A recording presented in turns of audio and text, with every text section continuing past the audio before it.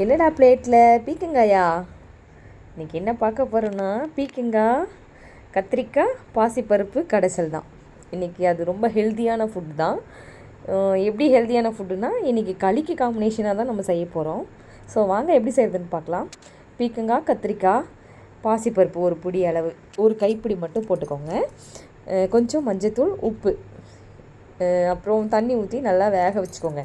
கிட்டத்தட்ட ஒரு 4-5 விசில் விட்டுக்கலாம். காய் வெந்துருச்சு.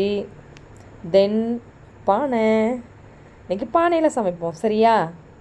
ஸோ பானை சூடானதும் எண்ணெய் ஊற்றி கொஞ்சம் வெந்தயம் போட்டுக்கலாம்.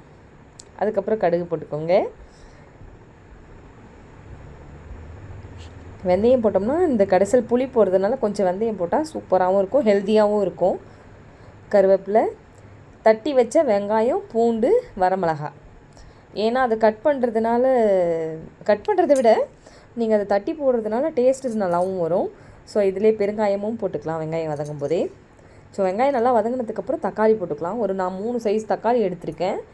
இப்போது இது வதங்கிறதுக்கான ஃபுல்லாக இதுக்கு தேவையான அளவு உப்பு எவ்வளவோ நம்ம போட்டுக்கலாம். ஸோ நல்லா கிண்டி விட்டுட்டு நல்லா வதங்கினதுக்கப்புறம் ஒரு அரை லெமன் சைஸ் புளியை போட்டுக்கலாம்.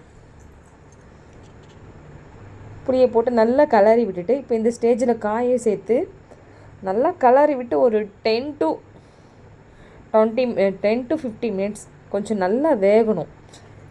ஏன்னா அந்த தக்காளி, வெங்காயம், இந்த வரமிளகாலாம் போட்டிருக்கோம் பார்த்தீங்களா, அது நல்லா வெந்து அதுக்கப்புறம் கடைஞ்சி களிக்கு சாப்பிட்டா செம்மையாக இருக்குங்க. ஸோ நீங்களும் ட்ரை பண்ணி பாருங்கள். இது ஹெல்த்தியான ஃபுட்டு தெரியுங்களா? ஸோ நான் களி செஞ்சேன் இன்றைக்கி. ஸோ நைட் டின்னர் களி மண்பானையில் செஞ்சேன்.